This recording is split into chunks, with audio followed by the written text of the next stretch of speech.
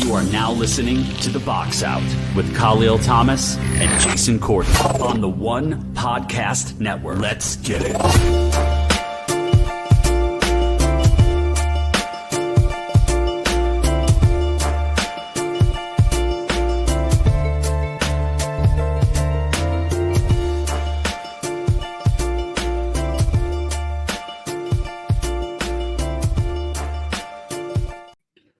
From NJ to BK in the world, it's The Box Out here on the One Podcast Network. My name is Kahlil Thomas. Joining me in a few minutes will be Jason Kahlil from Brooklyn, New York. Thank you so much for watching. A lot to get to tonight, including our top 10 basketball / TV shows of all time. Basketball movies, TV shows. We're going to talk about that in a little bit as well. I have a couple on my list that will probably get people laughing, but we'll get to that in a second. The idea of the show was really going to focus on this top 10 list of basketball movies and TV shows.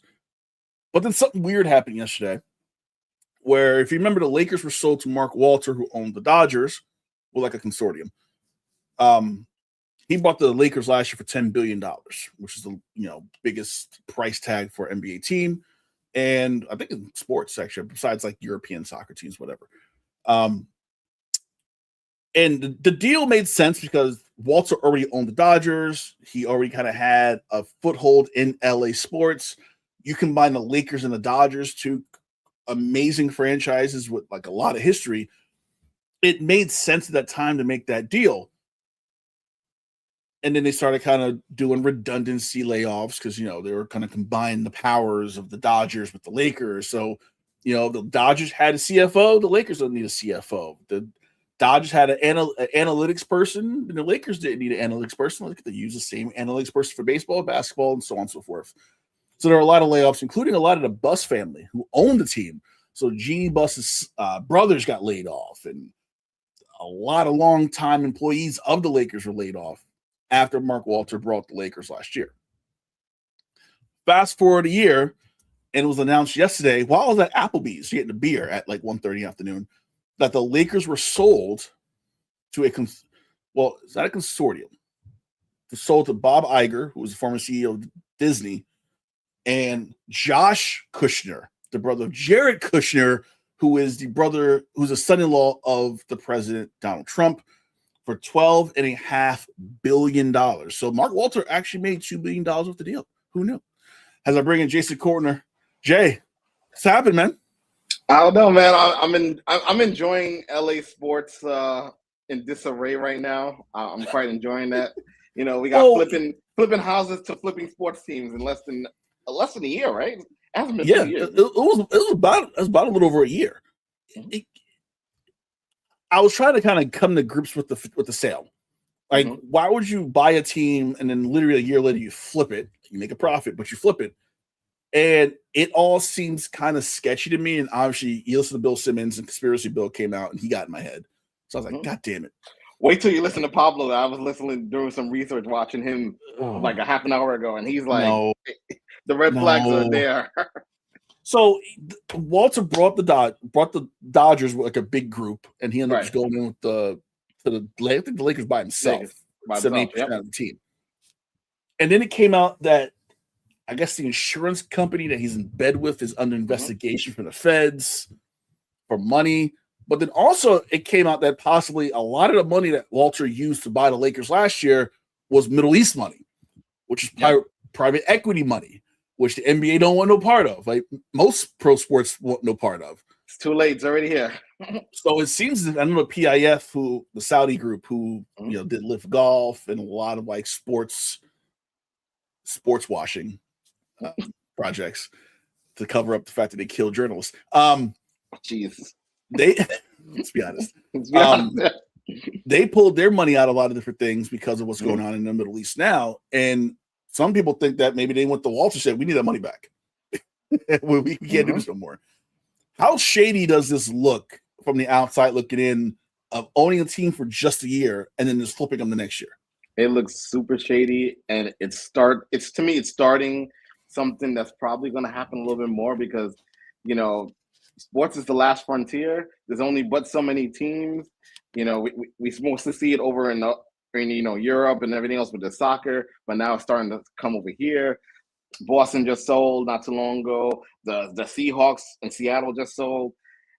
To me, I'm surprised he got that much from Bob and the Kushner. Two, I feel like other owners might want to like not police this, but like they would a heads up. I feel like none of them got a heads up. None of them got a heads up, and it's right before the league starts the next season in about a couple of months. So it's a lot of moving parts that everyone just got caught off guard. But I bet you our president knew this is going down because apparently the old owner of the he still have ownership of the Dodgers. I didn't realize he gifted Donald Trump a championship ring. Like, I don't think I've ever been heard of in sports because usually when a team comes to visit, they just get a jersey and it's a photo op. It's a photo op, but he actually gifted him a championship ring. So that would have been a red eye for me. That would have raised an eyebrow if I knew about that at the time. But I just think we're entering a very – we got to be careful what we're doing here because I don't want the World Series to be in Saudi Arabia like WrestleMania is next year. Well, I think the problem is I want to read exactly what's happening with Mark Walter, too, because I think that's important. The Wall Street Journal reported last month that Walter was subject to a federal probe, which alleged his company had not disclosed $16 billion in loans funneled to Walter's insurance firm, Delaware Life. The Journal also reported that Walter has been aware of an SEC probe since at least September and already had an electronic device seized as part of the search. So they're saying that the sell was to kind of start to liquidate some assets to start this process of, hey, I got to move some money around and I might need some lawyers and there's some retainers going to happen and a lot of shit's about to pop off. So that's what we're going to do. There was an agent who said that this sale and seeing Walter walk away at $2.5 billion in profit. Meanwhile, teams don't want to spend money because of that second apron. There's going to be a fight that's going to start to occur because the value of these teams are getting higher. All right, you look at the Timberwolves; they sold for $1 billion. Yep. The Lakers are sold for $12.5 billion without a stadium. They don't have their own arena. Without a stadium, and you think, and I read an article today. Perfect timing. Front Office Sports released that Dolan's going to kind of break up the Knicks and Rangers. Yeah. To almost kind of separate. Okay, the Rangers are here, the Knicks are here. I'm not sure where the Garden falls into this and like what side of it. But think about the Knicks and how much they're worth, especially now. If you're going to put an offer in, is this going to affect the CBA? And will this bring the players to the table? Like, you guys, we got to sit back down and negotiate some stuff because this is kind of crazy how certain players are taking pay cuts because teams don't want to go over that second apron into that tax zone. But meanwhile, you got owners selling teams for $2.5 billion profit. Not only that, I think this is one of those rare times where this is going to cross sports lines where you're probably going to have NFL owners looking at this like, hey, listen, what you guys are doing over there in that league. Like, God forbid Jerry Jones wants to sell the Cowboys right now. He's easily getting maybe close to $20 billion. Easily. Yeah, and he has a stadium. I think he has a star in Frisco. He got a star in Frisco, yep. So you're talking about a stadium. You're talking about a practice. I can't even call it a practice facility now. It's like it's another stadium. It's complex. It's an entertainment complex. Yes. And then the team. So who knows where it's going to go? And I think the NFL is odd. The NFL seems to have it well, where they have a salary cap and teams know how much they have to spend, and this is what it is. I think baseball is going to have a really shitty winter, which coincides with the owner of the Dodgers, and now everything is just Pablo, get a hold of this. I got Pablo Torres be real busy in the coming weeks because he's got a lot to discuss and look into. Maybe this is Kawhi. He probably nudged them on the deal and like get all the heat off of me because apparently Kawhi's a small fry. Apparently Bob Iger is a Clippers fan. Well, he's a Knicks fan, but a Clippers season ticket holder. Yeah, and apparently loves Chris Paul. So Chris Paul could be running the Lakers very soon. Jesus. This whole thing just Jeannie. What is Jeannie stinks? What is Jeannie Buss doing? She might as well have held out and just deal with it. But I also heard that Iger and these guys were like front runners to a Vegas. Yeah. Well, I think the story was, and this is from obviously Bill Simmons, so he knows people and whatever. The number that the Vegas team would have brought in would have been like $8 or $9 billion. That sounds about right. From scratch. Yeah. And I think they went and said, why are we paying $9 billion from scratch? Why don't we just do this and already have a franchise set in stone. True. I think it makes sense. Why start from the bottom when you can just come right into the driver's seat and you already have the Lakers in place? Yeah, but back to Dolan. But back to Dolan real quick. After watching what the Lakers fetched, and also Boston, both two teams that don't have their own arena, you gotta wonder if Dolan might want to, which we all clamored that we always want him to sell. But do you think now he might he might look at an opportunity to like really cash out? I think so. Well, they're saying here that the combined value of the Knicks and Rangers could be $15 billion. Now, they're just not saying who's worth what and who's worth what. I would think that the Knicks got to be worth more than the Lakers, just for the fact that it's New York and they're on the Garden. But I don't feel like Dolan would put the Garden with the Knicks or Rangers. I think he'll try to keep that to himself, and he still have something, and not just be like, oh, I have nothing now. I could have sworn I think the Maple Leafs are the highest valued NHL team. Well, yeah, because they have Maple Leafs, the Raptors, Toronto FC, the Rogers Center, Scotiabank. Like they pretty much, I think, was it Maple Leaf Sports Entertainment, and Rogers owns everything in Toronto. Like it's all under one roof. So if you buy the Raptors, you're buying everything. You're not just buying the Raptors. And I don't think they're ever going to break that kind of. No, they shouldn't. That trinity up there, because that's big money up there. Real quick in the chat, Bruce, Lakers got the Department of Justice approval. Walter had debts and said, "Oops, let me sell Lakers." I'm telling you, them Saudi investors was like, "We need that money back. we need our billions back because there's a lot happening here." Hello to Dad, how you doing? And hello to my sister Tyra. Hi, popping in. Bruce also said a point. Now we have a Kushner as the owner in NBA. What a mess. It was bound to happen. We cannot address the elephant in the room. LeBron leaves, the team goes all white, and now they sell to a Kushner. I mean, the timing, and the coincidence. They're all going to come out wearing MAGA hats on opening night. It's going to be great to see. Which I also don't understand how the Lakers got so many primetime games, by the way, either. Well, first of all, I saw the schedule. I love how LeBron just commandeered all our shine this whole summer. And now he's going to mess up our opening night by just being there. No, I want him there. Just for the fact that he's going to live in New York and travel to Philly. It's opening night. He didn't really get a banner celebration in LA, so he only really experienced 3 of these, not 4. I know. and just the fact that Fugazi title he got. And just for the fact that the Knicks did it without him. Like he always assumed that he was the savior we needed. We didn't need you. So I'm happy he's going to be in attendance. Bruce also is trying hard to zoom in to see those bottles behind you. Bruce wants to see what you're sipping on in your house. Because you got an assortment of bottles back there. I'm not gonna lie. Yeah. I'm assuming you got. That's just row one. I'm assuming you got white Henny back there too. Of course, that's that shit. I don't really that. No. I have a friend coming in from out of town overseas, and I will make sure he gets me your bottle, and I'll make sure I gift it to you. Bet. Because every talks about that white Henny. I'm like, I gotta get that. I got the ball with that. My mama got stolen from me the other day. Your mom just came in and swiped the bottle for me. Yep. I'm good, son. I'm like, all right, bye. In other news besides the Lakers, obviously WNBA still plugging along. I want to play a clip from Stephanie White, the head coach of the Indiana Fever. Let's get some context here. Sophie Cunningham got knocked the fuck out by the Dejanay the other night. Good hard foul. Yeah, and Sophie Cunningham, Stephanie White kind of said, "Oh, she didn't see the play, she didn't see replay, but she said it was a hard foul, is what it is." And Indiana's crowd booed her because she didn't defend Sophie. Hey, listen, man. Which led to Stephanie White giving a 2-minute speech, a pregame speech to the media about almost defending her and where she stands with the team. I'm going to play this clip. It's just audio, so we're going to be quiet. And here's what Stephanie White had to say, defending herself, who knows, and how much she loves her team. No, I'm going to start today.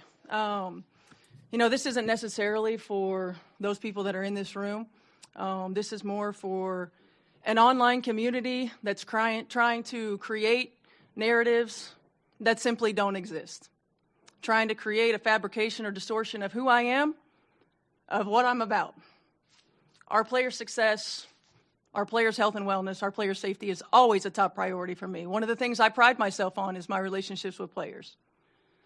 For those who have anything to say about the play in the last game, I didn't see the play in real time. I went straight to a press conference. I thought the play got called right. Thankfully, Sophie's okay. Was it egregious? Absolutely. When you have a chance to watch that over and over and over on replay, you can see that. I didn't have that in real time. Were there any I take personally any suggestions that I don't 100% always have my players back. I ride with them 10 toes down all the time. All the time. They know that. It's a shame that we can't have an opportunity to talk about what great basketball they're playing. Because they are f***ing playing. The reality is, with me, I will always lead with love. I will always lead with grace. I will always lead with humility. And I will always lead with integrity. Doesn't mean I'll always get it right. I'm also human. The hate, the fear-mongering, the divisiveness, the stuff that's trying to hijack our league will not win. It won't win. We are united. We are connected. We will not be divided. Every day these women put their on the line. Every day. When they go low, we go high. Love will win. Grace will win. Humility will win. And kindness will win. I stand by them. I will always stand by them. Everybody else can go to hell. All right, so that was Stephanie White prior to the game they played against the Liberty, which they blew the Liberty away.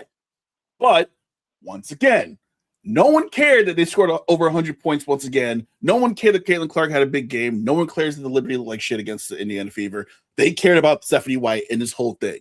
And then, Dejanay Carrington with the white privilege comment, which could be taken out of context, but probably not the best wording she used. And not a Florida AG saying that don't play games in Florida because I'm gonna call it's becoming this fucking crazy nonsense. No one cares about the games. Not one person cares about the games right now. Part of me wants to believe that this is not what the league wants, but also I feel like this is what the league wants. They're getting so much publicity. We were talking about the WNBA all summer long. I think they kind of like this spotlight of being the dysfunctional league, because they're definitely wearing the badge of honor. They're all 10 toes down. It's insane. And Bruce, Clay Travis, Super Fox News try to siphon the narratives to the league. I turned on Wake Up Barstool and Dave Portnoy. And if you don't know who Dave Portnoy is, it's this guy. Paul George does not make my dick hard. Is that guy? He's saying, it's bullshit. And I texted Caitlin, which I'm like, oh shit. Now everyone knows Caitlin Clark, Dave Portnoy has a phone relationship, which is bad look. And to her credit, he said she didn't respond. She just put a thumbs up emoji. Mm-hmm. After she said, I support Stephanie White. I want her to be my head coach. The Indiana Fever front office we support Stephanie White. So all the uprising for her being fired ain't going to happen. However, Bill Simmons said something very interesting. I want to play what he said because I think this is true. And I think it's going to come to fruition this offseason. Here's what Bill Simmons had to say. Nobody needs a commissioner more than the WNBA right now. The WNBA, which is for some reason turned into the Twitter For You page as a league, and meanwhile has all of these amazing stories going on. The league's fucking deep. The Olivia Miles keeping Minnesota straight the whole time. And now Collier's back. They're even odds to win the title. Asia's the best player in the league still. She shut down Caitlin the other night. Indiana's really fun to watch. New York. The league's legitimately fun to watch. And yet all anyone talks about is dumb shit. Anyone who participates in the shitty discourse about the league, I think that speaks more about them than the league. But what the league really needs is a commissioner. And I would personally bet anything that we will not have this commissioner next year. I've never seen a league more determined to not push fun stars and fun storylines and fun people. Like this Olivia Miles, like if this was the NBA, this would be all anyone talked about. Like, have you seen Olivia Miles? She's on tonight. Oh my God. Oh, I saw the commercial. And in WNBA, it's like, she's like an annoyance that she's just a good storyline. Like push your fucking players. And then instead it's all this discourse stuff and they're just stepping in bear traps left and right because they have no adults in charge of the league. Here's how stupid they are. Their finals are going to be on 2 different channels, depending on the game. How stupid and desperate for money do you have to be to agree to that? It's too bad though, because the league, they by far have the best collection of players that I think they've had. And I don't know anybody who thinks they're well run. So they have to fix this. And I hope they do. There you go, Bill Simmons. And Bruce said it last night on Armchairing, Wednesday nights, 8 p.m. right here on this YouTube channel.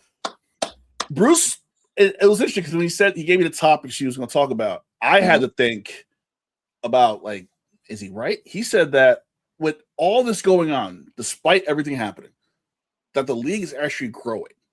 It's still, and I put up a graphic, as I was producing the show, and attendance is up, ratings are up. Over 3 million people watch the NBA All-Star game. People care about it, but the problem is there's a certain kind of clique of people who care about it who are just the assholes. And Bruce said it here as well. Biggest racists have hijacked to try to hijack the WNBA. That's the problem. So while the popularity is growing, unfortunately, it's growing with the Clay Travises, the Dave Portnoys, and these douchebags who are just like Caitlin Clark. Can you imagine if the Fever make it to the finals? Not even just because of the Caitlin Clark effect, but just because it seems like the Fever are the MAGA team. Oh, the Sophie Cunningham fans will come out. Dana White's going to be at a finals game probably as a guest. Trump's going to kind of, I love Sophie Cunningham. She's MAGA. It's going to be a shit show. And I want to see Caitlin Clark succeed because she's good. She's like good. I know, Caitlin Clark. She's not the best player in the league, but she's good. She's good. And there's nights where I'm like, damn, she is the best player in the league. There's nights where you look at her and like, this is pretty impressive. But then once again, it gets kind of drowned out by all the nonsense that keeps happening. And they're stepping on rakes constantly. And Kathy Engelbert, especially now, we're gonna have what would the press release say about like we're gonna have a conversation about trans people? Like, okay, what? And have a rule placed and figure out how trans people can play. I'm like, she's so deer in headlights constantly. Like, I've never seen a commissioner as unprepared, as uncaring, and as useless as Kathy Engelbert in my lifetime. And I lived through Bud Selig, and I lived through Gary Bettman, who still NHL commissioner. I still can't stand him. I lived through some really shitty commissioners in my time. I think Paul Tagliabue almost kind of kowtowing to Arizona when they didn't want to recognize him. Okay, I'm never getting over David Stearns with his weird logic and to suspend who for what game in that Knicks Heat series. Or David Stern with the suits. Like, you can't wear no do-rags now. It's like that's Tuskegee's president right now trying to ban do-rags and bonnets. It's like same shit. So I'm hoping it gets better, but I just feel like you have to get rid of Engelbert and you have to get, I'm not saying a Law and Order. You don't want a David Stern type. You want an Adam Silver type, but even Adam Silver at this point seems like he's kind of losing his shit right now. So, the sad part is I don't think they're getting rid of her. I think she's going to make the case that this is the most money anyone's ever made. The TV revenue's coming in. We're still expanding. She has a case to keep her job, and that's the sad part. No, you're right. I think that's going to be the tipping point. Like, look how much money we're making. Mm-hmm. But, and I say this every time we talk about it, the bigger idea is they have to find a way to either reduce or take back the percentage NBA owns this league. Yeah, agreed. I think you're not seeing the full profitability of this league until you get that 40+% back from NBA. I was shocked that Magic came out of nowhere and made that comment about the Sparks, how they haven't made any money back on their investment with Sparks. And you think the Sparks being a signature franchise that they would have came. Yeah, to make the money back. Because, and I say all the time, I'm like, the money's cut off the top. So the league's getting their 42%, I think was the breakdown. But then the other 54% or 64%, whatever, is out the door because you got the private equity that they invested in, and then the NBA takes their cut. So you're not even getting half of what you should be getting because everybody else got their hand in the cookie jar. So yeah, profitability is great, but you're not getting what you should be getting, and you're still a little sister to the NBA. Great. So right now we have 2 live games. My computer just put up a Caitlin Clark pop-up. So third quarter, we have Atlanta up 68-36 over Connecticut. Goodbye, Connecticut. Welcome, Houston. And in the second quarter, Liberty up by 8 over the Sparks at Barclays, up the street from where Jason is currently right now. 10 o'clock, we got the Aces hosting the surprising Washington Mystics, who are playing really well right now as well. Talking about the standings of the WNBA, nothing's really changed in the week we've been gone. Minnesota's still the top team in the league. Golden State Valkyries played last night. I watched them on USA, who has a very, very cool – I like their broadcast. USA – I don't know when USA became a sports network. I must have missed that memo, but USA got their shit together with WNBA. They did. I really got to put that out there. And they're going to have the Pac-12 or the Pac-12. Aren't you a little surprised that you surprised Turner didn't make a play for WNBA? No, I didn't. The whole Turner thing is confusing. I think there's a lot of shit happening with them right now.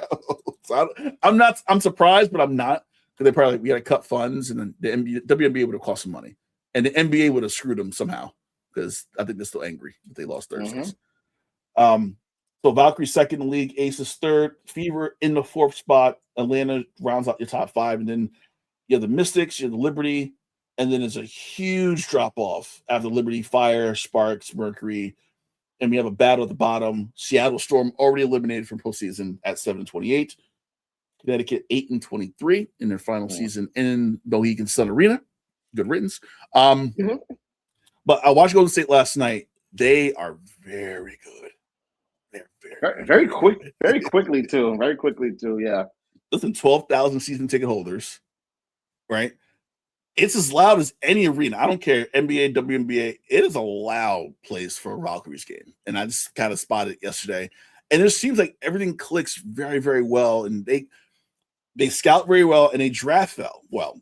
Not a lot of free agents. Like they got a couple of kind of lower end free agents, but for the most part, they're like, we're expansion team. We're gonna start young. I think besides Caleb Thornton last year, that was the only real big veteran pickup, and I feel like it's working for him. So I think Portland, I think Toronto, I think Chicago, I think Philadelphia, Cleveland. Who's the third expansion team?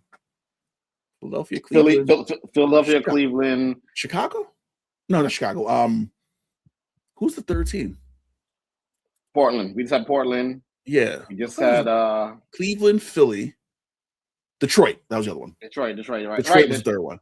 I think those teams are going to look at what Golden State did and go, okay, we got to follow that formula.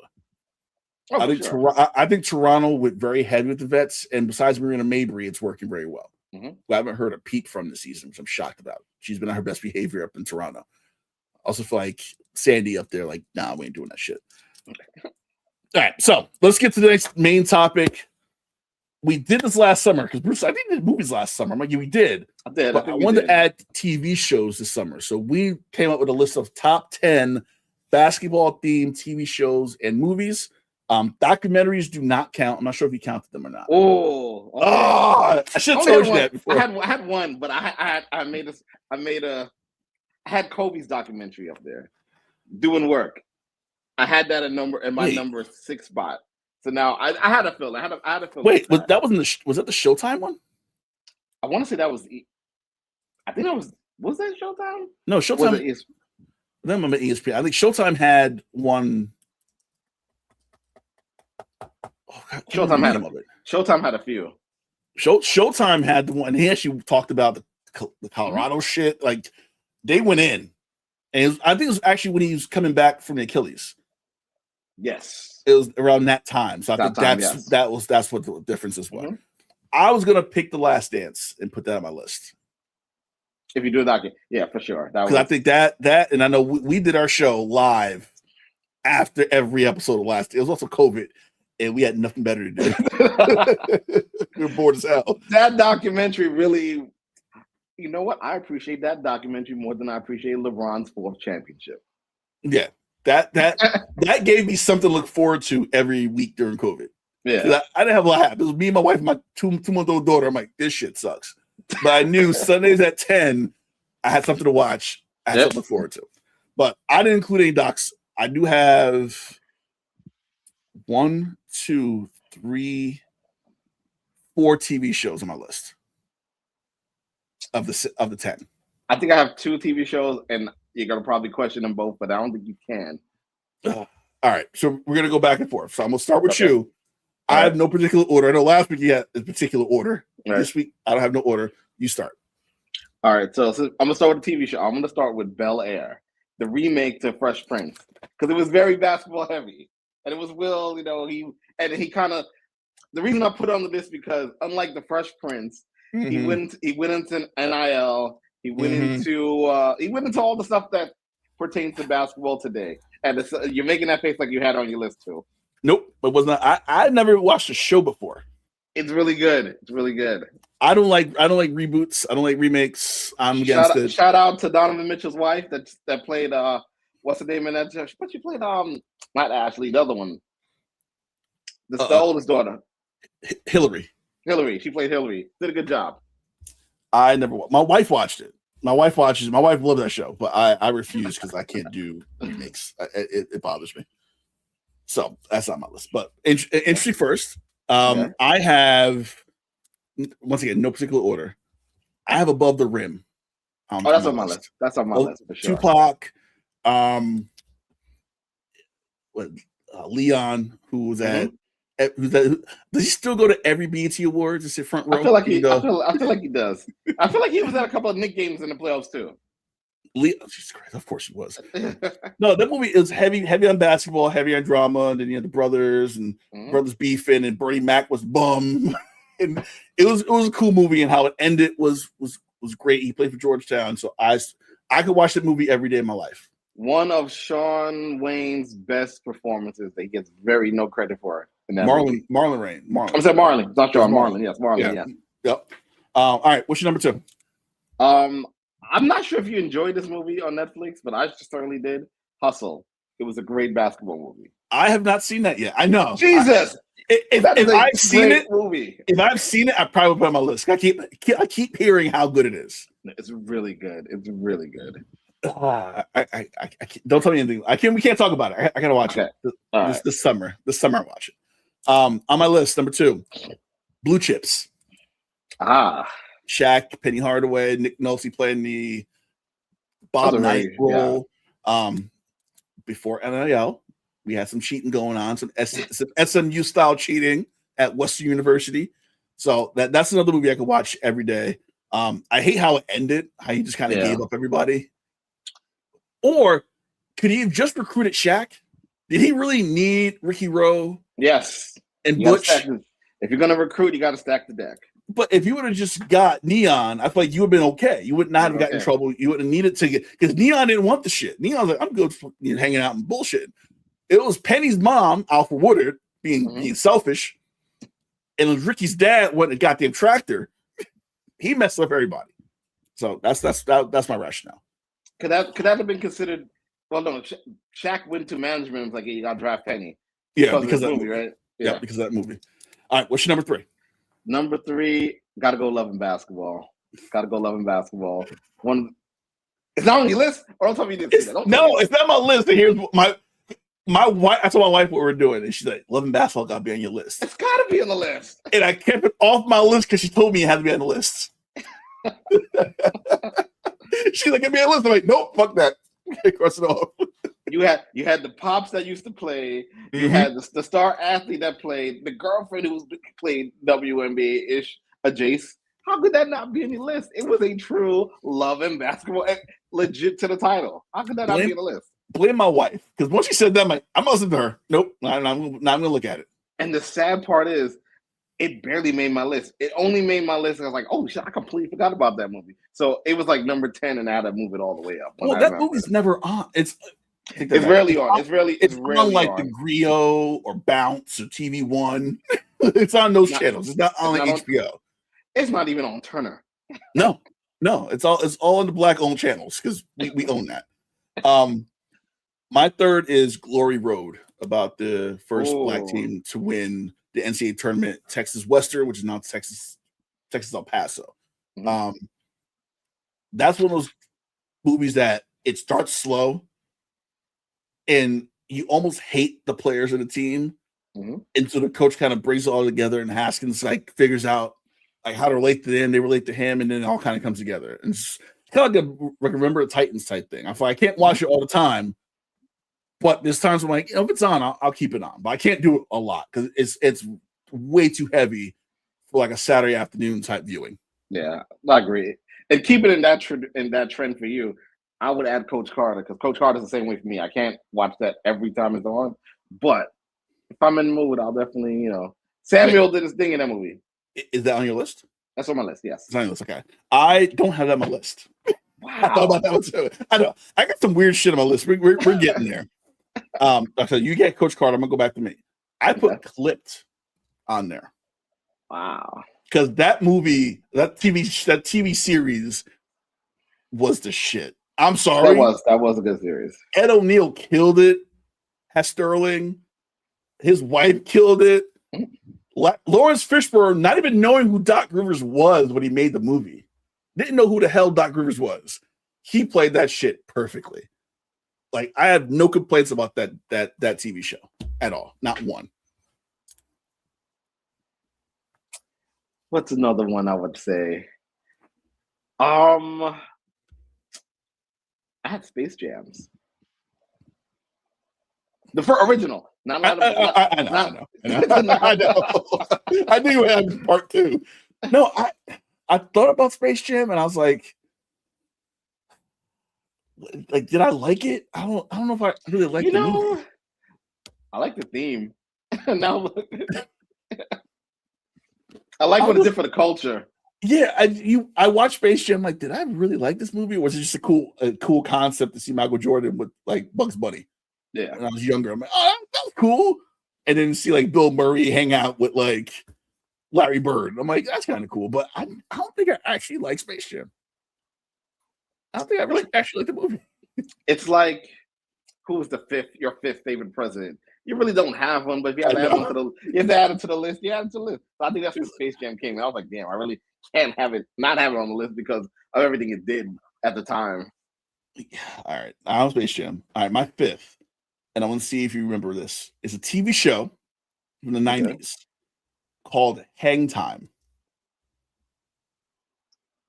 It sounds familiar. All right. I don't know why I'm thinking of Hanging with Mr. Cooper, but it sounds familiar. Because that was barely about basketball. I thought about that for a minute. I know he played for the Warriors in preseason in an episode, and Barkley knocked him down.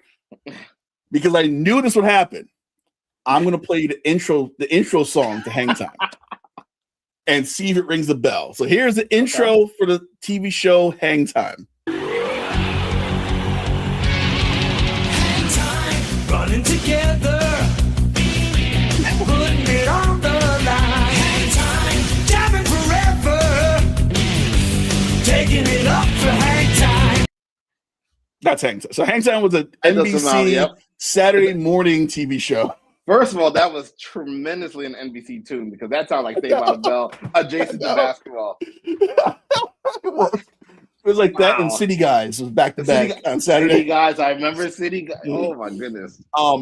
So that had, I guess the main idea was a girl child for the boys team. She made the team, and it kind of went away from that theme and became just a high school. And Dick Butkus was the coach for the first season. Reggie Diaz became the coach for the rest of the season. Yes. Former NBA star, now the basketball coach and AD at Bethune-Cookman.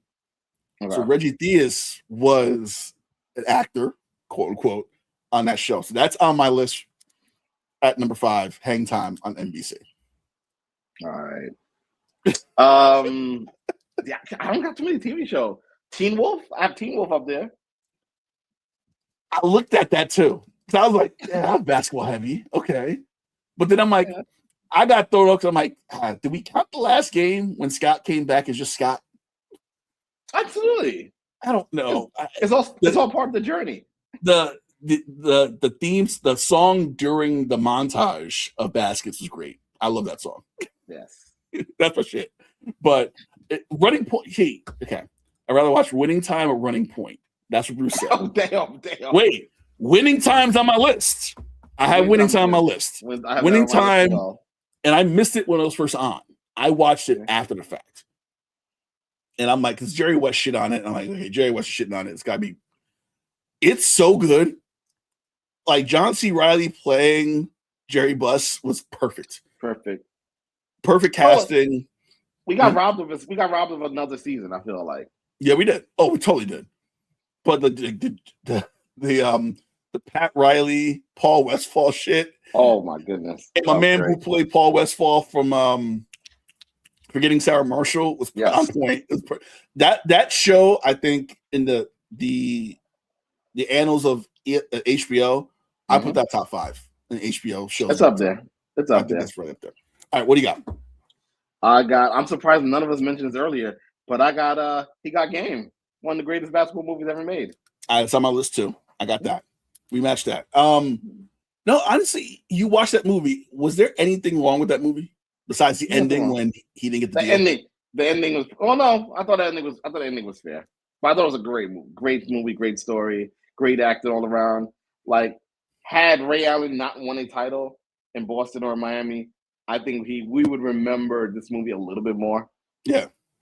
No, and it happened early in his career. Yeah, really early. But it's also realistic because they went through, the coaches recruiting and then the agent trying to grab him, then him going to the school with the crazy girls, and then what happened in Louisville. So definitely experience for him. If you like that movie, you will love Hustle. Just want to put that out there. I'm gonna watch it. It's one of that and Air are the 2 movies I've been putting off. Air is on my list as well. See, I gotta watch those. Here's the issue. There's too much shit to watch. That is the serious issue. And the problem now is I've started rewatching The Wire. I need to go do that as I look across the room and I see it on my bookshelf, which is taking up all my time because HBO puts it on randomly. So I'm going to watch it from the beginning. And I'm in season 2, which I hate season 2, the doc season. I can't stand it.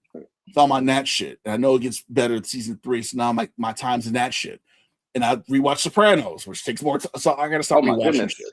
Yeah, I got to start rewatching things and just keep it new shit. All right, so we match up with He Got Game.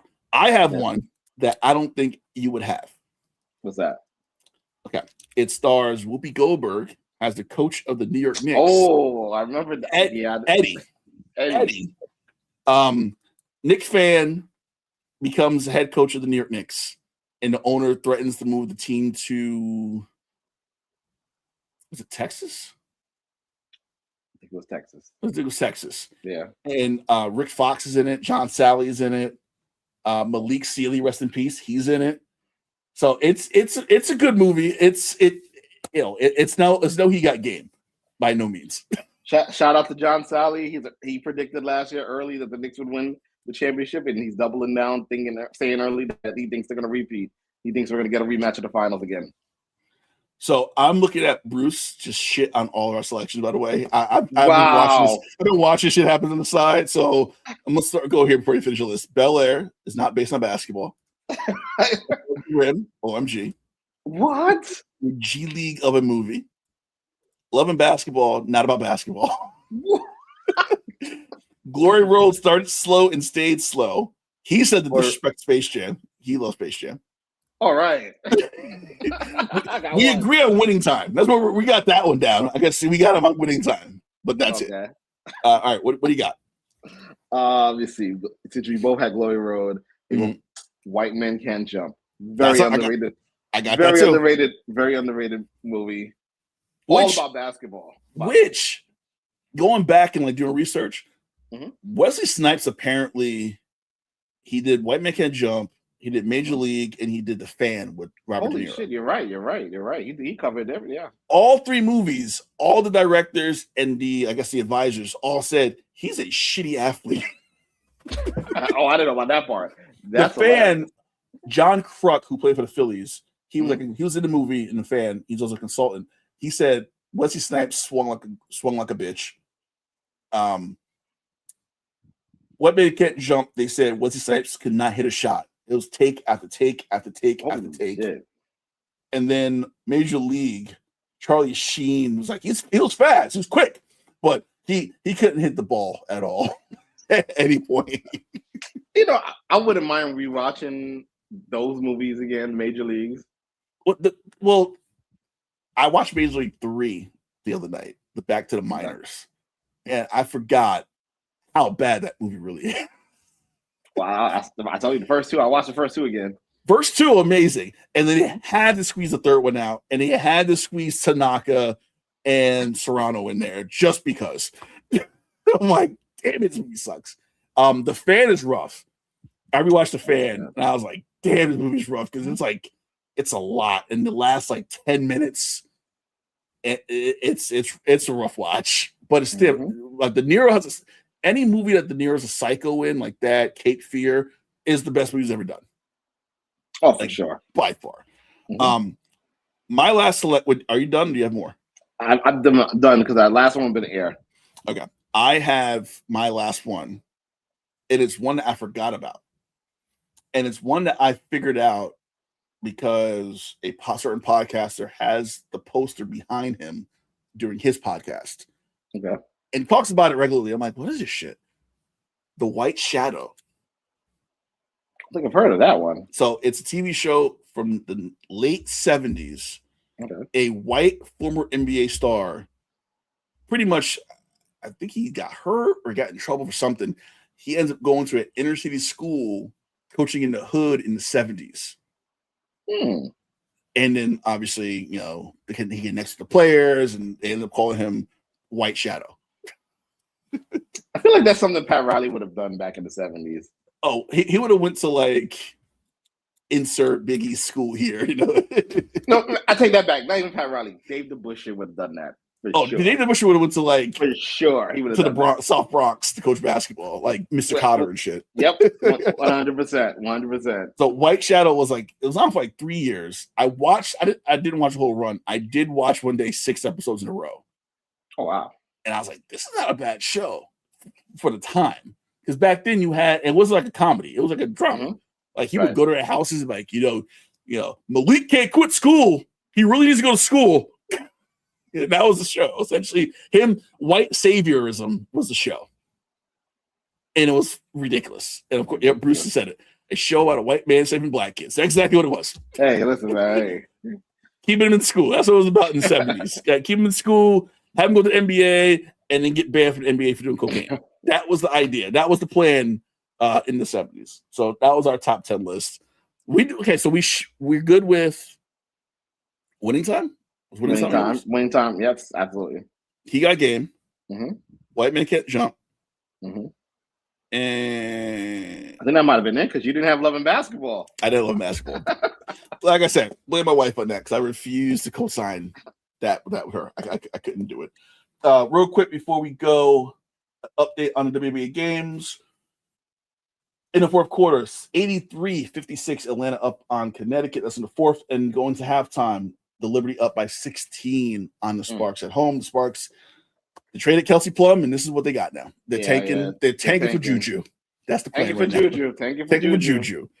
Real quick before we go, quick wrestling conversation. Can we not put Solo Sikoa back with the Bloodline? Can we just make that perfectly clear that they can't do this?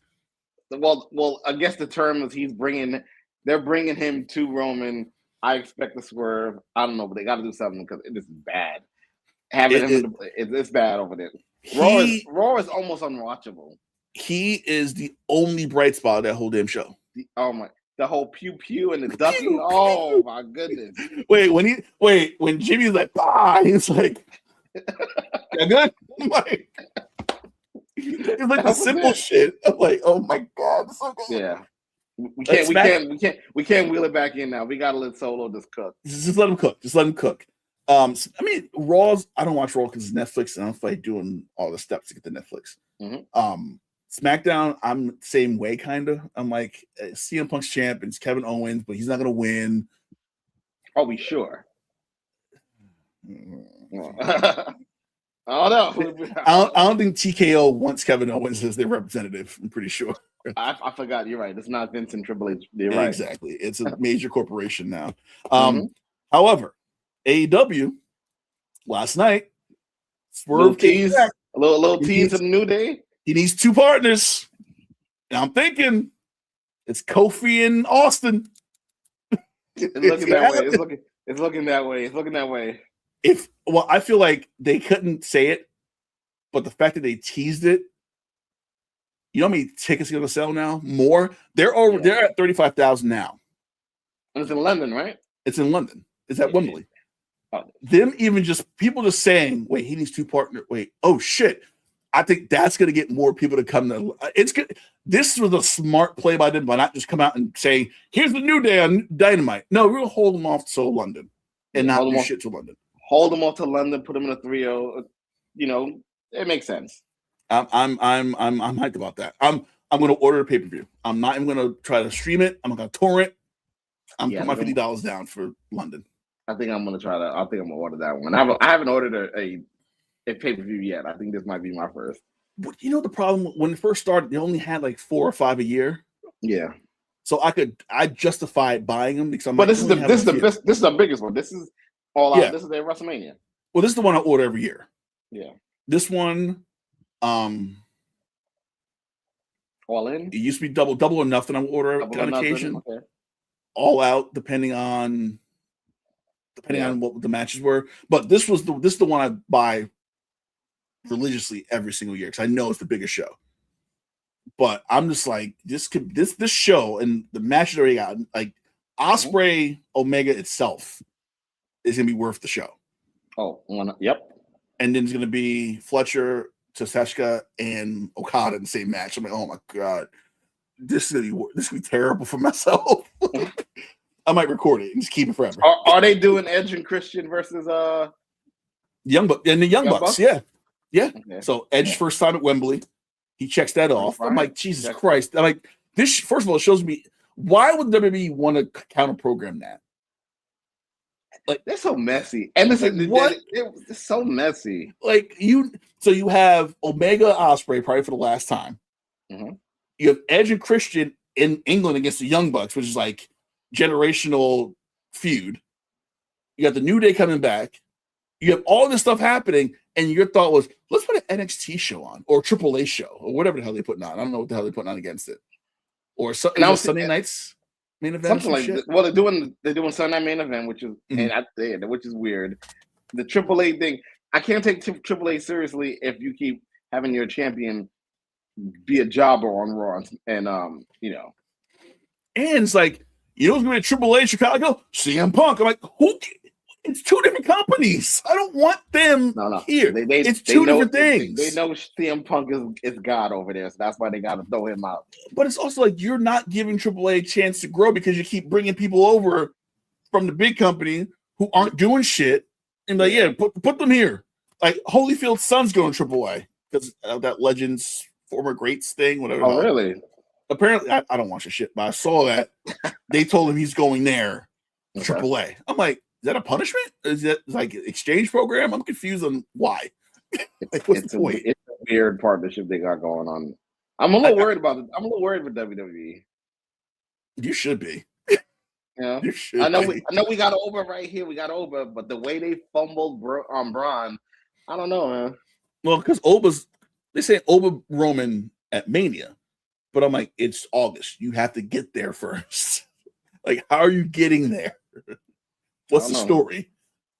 Does he win the Rumble? Does he say, "Oh, you owe me a title shot"? Like how? Like does him fumbling the title shot threw everything off now? So does he just lose it? Or is Money in the Bank is in October? So like, I don't know. I'm saying AEW, man. I thought they got it together. I think they figured. I think it took them a couple years after the Punk shit. Yeah, but I think they kind of said, "I can do this. We got this." And I think they it took them a minute, and they're like, "Okay." we got it. And they're hitting the stride. Yep, they're hitting the stride. That's exactly what's happened. So I'm and Bailey putting up that cryptic video. I'm like, oh my God. I think Bailey and Sheamus might be heading over there. Oh my goodness. I think Bailey's doing what Randy Orton did and using them or using TNA. When he used TNA to get more money or AEW, I can't remember which one. I think that's what's happening there. I think Sheamus is gone. I think Sheamus will probably pop up. But I think he should just be like, I'm here to wrestle a couple times, put some dudes over, and I'm out. Don't make him a champion. Yep. Don't give him any belts. Yeah. Just have him good matches with big dudes. That's it. Agreed. Don't give him no belts. All right, Jason, as always, good show. Likewise. So there will be no show next week. I'm going on vacation for the first time in like 2 years. All right, congrats. Going down to Maryland. So we will be in Maryland next Thursday. So we'll be back August 27th. I'm pretty sure we're going to miss something. If something does pop off, I will have my computer. We will do a special on location box out from Ocean City, Maryland. If something pops off on the water, I'll be in front of the lake. I'll be in front of the lake ready to go if something pops off. But August 27th, we'll be back. Obviously, armchairing Wednesdays, 8 p.m. That's what Bruce, who is prevalent hating on all of our things in the chat every single Thursday, but see him on Wednesdays. He had a really good show last night with the WNBA, so check that out as well. And of course, Live Free, Laugh Hard, the Richard Pryor Part 1 is out now as well. Check that out too. So for Jason, I'm Kahlil. I'm going to start my vacation tonight and have me a beer. We'll see you in 2 weeks on the Box Out. Peace. Enjoy. Peace.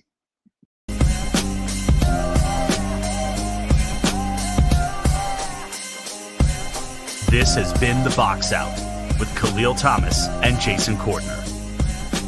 Subscribe now for the best tri-state area basketball talk.